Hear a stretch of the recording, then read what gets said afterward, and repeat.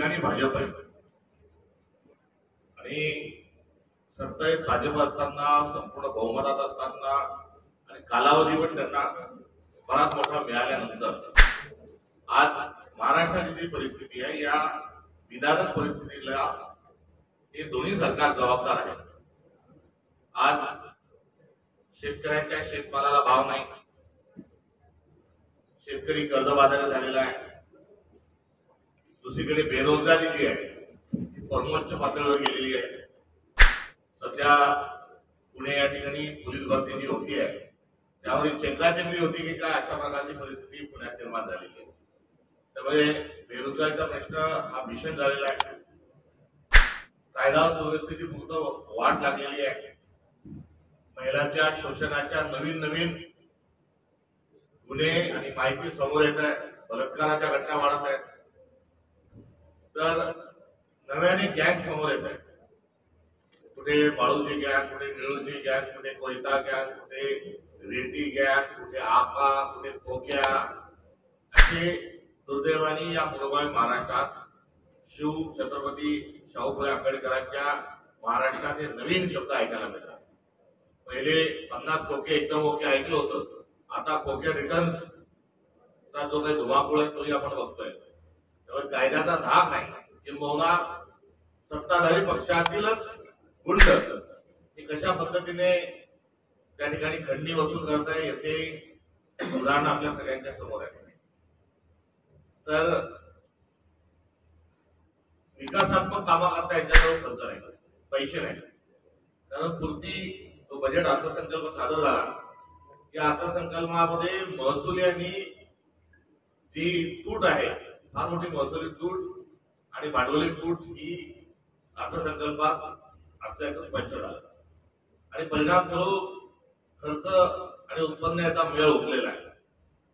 आणि अशा परिस्थितीत हे ट्रिपल इंजिन जे सरकार आहे, हे ट्रिपल इंजिन सरकार मोदी साहेबांचं उदाहरण वारंवार देतात, ते सशक्त असल्याचं सांगतात आणि यांचे आणि त्यांचे संबंध खूप चांगले, ही निवडणुकीच्या काळात आणि ते ऐकलं, या तिघांनी दिल्लीत जाऊन बसावं, कोण स्पेशल पॅकेज घेऊन यावं। मात्र स्पेशल पॅकेज यांना घ्यायला जात नाही का, यांना देत नाही माहित नाही, मात्र परिणाम करून आता मोठ्या मोठ्या योजनांवर कात्री लागत चाललेली आहे। 10 लाख लाडक्या बहिणींचे नाव कमी केले, आता या लाडकी बहीण जर योजनेत बसत नव्हत्या त्यांना पैसे कसे दिले निवडणुकीपर्यंत, पण जे अधिकारी याला जबाबदार आहे त्यांच्यावर तुम्ही कुठे दाखल करणार? मात्र मुद्दा तिथे कात्री लावली आहे।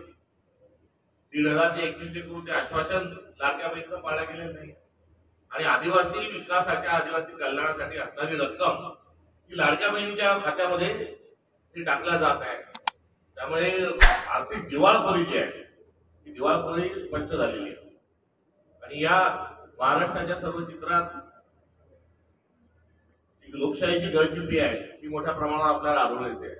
एक बिल आणून घातलेलं आहे आणि त्यामध्ये कोणी उपोषणाला बसणार नाही, कोणी मोर्चा काढणार नाही, कोणी विरोधात सरकारच्या बोललं त्याला अटक करू अशा स्वरूपाचे आता एक कायदा नवीन तयार केला जात आहे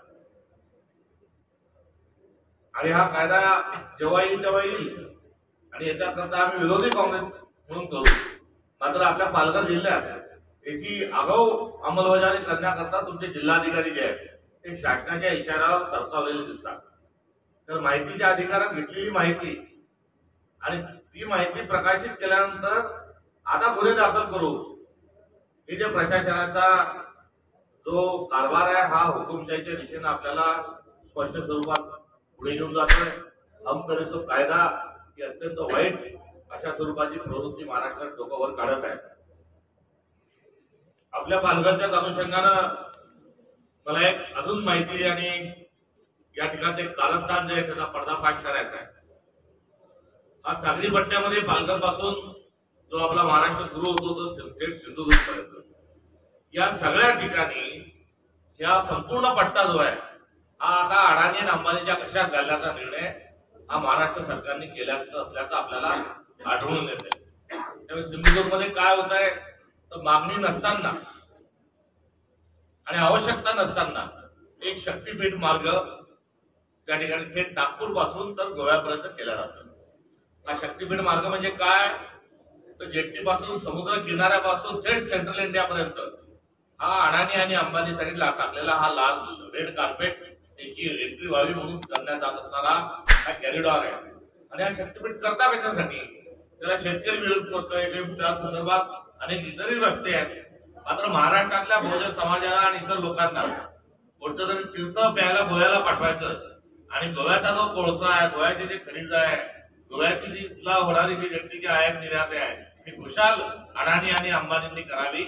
हम दो और हमारे दो हे भारत सरकारचा जे धोरण आहे त्याचा परिणाम तिथे दिसत आहे. तळ कोकणात 2 ठिकाणी आयनॉर सापडले, राजापूर तालुक्यात एका ठिकाणी आयनॉर सापडलाय, दापोलीमध्ये बॉक्साईट सापडलाय आणि आता याची लूट करता यावी याकरता प्रचंड सवलती या देत असल्याचं आपल्याला आढळून येतं. आणि यासोबतच कोकणातला माणूस यांनी विरोध केला नाही पाहिजे आणि यांचं जे षडयंत्र आहे ते लोकांपर्यंत न जाता लोक शांत कसे बसतील यासाठी त्या ठिकाणचे जे मंत्री आहेत सिंधुदुर्गचे राणे हे वाचाळवीर म्हणून एक नव्यानं त्यांना एक पदवी कुठेतरी मिळालेली आहे आणि ते बेताल स्वरूपाचे वक्तव्य करतात, समाजात तेढ निर्माण होईल अशा स्वरूपाचं वक्तव्य ते करतात आणि त्यातून कोकणाच्या माणसाची जी मूळ एकत्र राहण्याची, गुन्ह्या गोविंदाना राहण्याची जी संस्कृती आहे ती नाचवायची, तिथे दंगली घडवायच्या आणि खुशाल या उद्योगपतींना त्या ठिकाणून पाहिजे तेवढं खडीत घेऊन जाऊ द्यायचं, आयात निर्यात होऊ द्यायची, हा त्या मागचं कारस्थान आहे. हा झाला रत्नागिरी आणि सिंधुदुर्गचा संदर्भ. नवी मुंबईमध्ये तर नवीन पूर्ण विमानतळच हे अडाणीला सगळी जमीन देऊन आणि त्यासाठी सगळे ते सोयीचे कायदे म्हणून त्या ठिकाणी नवी मुंबईतही आणि अलिबाग जिल्ह्यामध्ये कशा पद्धतीने काम चाललंय हे दुर्दैवाने आपल्याला बघायला मिळत आहे. तर मुंबईत पूर्ण धारावी ही अडाणीला ही अंधन देण्याचा जो घाट घातलाय आणि त्यासाठी टेंडर काढून पूर्ण धारावी आणि मुंबईतले सगळे भूखंड हे अडाणी आणि अंबानीच्या कशात टाकण्याचं काम हे देवेंद्र फडणवीस सरकार करत आहे. तर मुंबईच्या वर जे आपण पालघरमध्ये आहात तर पालघरमध्ये आता हेच फासे टाकल्या जात आहे. इथल्या मोठ्या प्रमाणावर ज्या जमिनी आहेत या उद्योगपतींच्या कशात टाकल्या जात आहेत. कुठे उद्योगपतींना दार्जिने असणाऱ्या शेजारच्या राज्यातील माणसं इथली जमीन घेणार आहे. एकीकडे समुद्री मार्गामध्ये जमीन इथलीच गेली, दुसरीकडे मेट्रो करता इथली जमीन जाणार आहे. त्यामुळे अधिग्रहणाची खूप मोठं संकट हे आपलं झालेलं असताना आणि पालघरमध्ये आदिवासी मोठ्या स्वरूपामध्ये आदिवासी भाग आहे आणि या आदिवासी करता विशेष करून दिलेलं जे संरक्षण आहे या संरक्षणाची पायमल्ली सरकारच्या माध्यमातून होत आहे.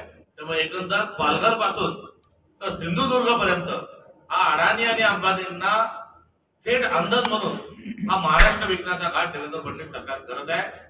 हे देखील आपल्याला सगळ्यांना आजच्या पत्रकार परिषदेच्या माध्यमातून सांगू इच्छितो. त्यामुळे प्रश्न अनेक आहेत, समस्या अनेक आहेत, मात्र या सगळ्या मी आपल्यापर्यंत बोललो, याच्यात कोणताही राजकीय आरोप नव्हता. मी आपल्या सगळ्यांशी तथ्यावर आणि जे आपल्याला रोज जे बघायला मिळतात त्या गोष्टींच्या आधारावर मी या गोष्टी आपल्या सगळ्यांच्या पुढ्यात मांडण्याचा एक प्रामाणिक प्रयत्न केलाय. आपण आपल्या माध्यमातून त्याला प्रसिद्धी द्यावी ही या संदर्भातील विनंती आहे. मात्र आगामी काळात यावर आम्ही काय करणार हे आपल्याला सत्तेसाठी सांगू इच्छितो की काँग्रेस